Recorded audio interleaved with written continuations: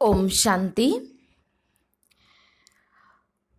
हम सभी रोज बाबा की मुरली सुनते हैं, ईश्वरीय महावाक्य सुनते हैं।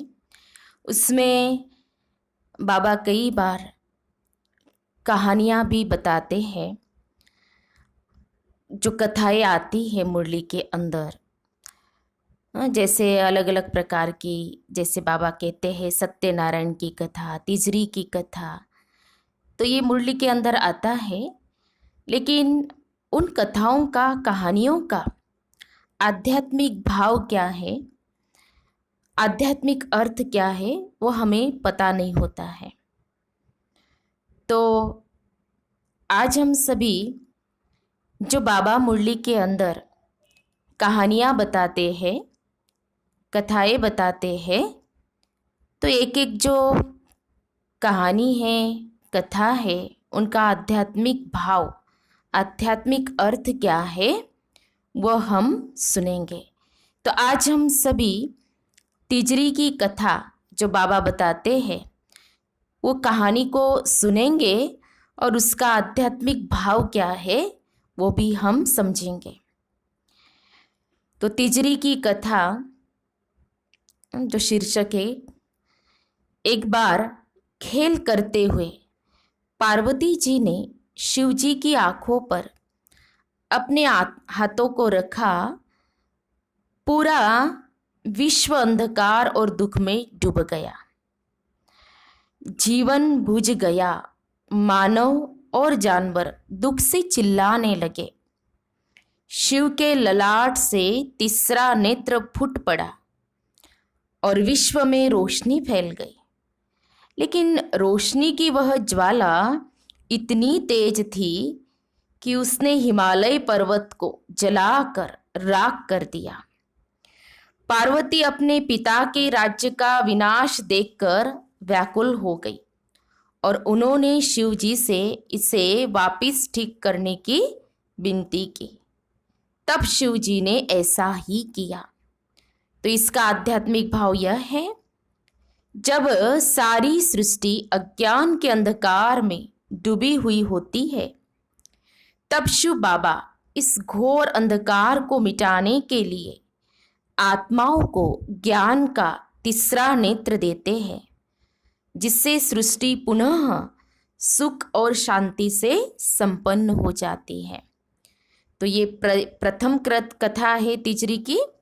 और जो दूसरी कथा आती है तिजरी की, वो इस प्रकार है। यह कथा उत्तर भारत के करवा चौथ व्रत से संबंधित है। इस व्रत में जवान लड़कियां और शादीशुदा औरतें अपने पति की लंबी आयु की कामना करती है। एक रानी थी जिसने उस दिन व्रत रखा था।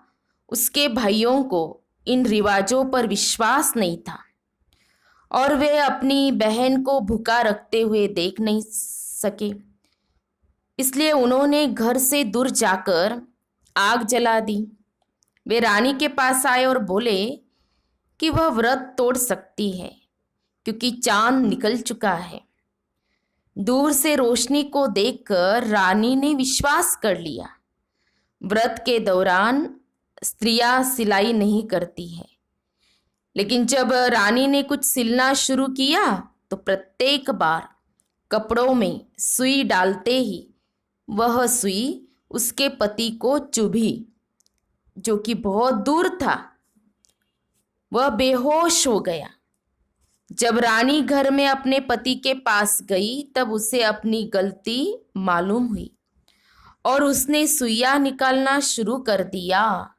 उसने आंख की सुई अंत में निकालने का सोचा, ताकि वह यह नहीं देख पाए कि शरीर में कितनी सुइयां लगी हुई है। यह करने के पहले रानी तैयार होने गई। इतनी देर में उसकी नौकरानी ने राजा की आंखों से सुइयां निकाल दी और उसे कहा कि वह उसकी पत्नी है। तो राजा ने बेहोशी में अपनी याददाश्त खो दी थी, इसलिए दासी की बातों पर विश्वास कर लिया। रानी को उनकी दासी की तरह रहना पड़ा। वह चुपचाप अपने पति की सेवा करती रही। उसके अच्छे व्यवहार से खुश होकर राजा ने उसकी इच्छा पूरी की। रानी ने एक गुड़िया मांगी। उसने गुड़िया से रानी के नौकरानी बनने और नौकरानी के रानी बनने की अपनी कथा कही। एक बार राजा ने इसे सुना और सच्चाई को पहचाना तो रानी को अपना सही स्थान पुनः प्राप्त हुआ।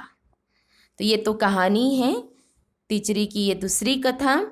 इसका आध्यात्मिक भाव इस प्रकार है। कहानी में दिखाया गया है कि रस्म रिवाजों की पालना में जो दोष हुआ उसी की वजह से रानी को दासी बनना पड़ा।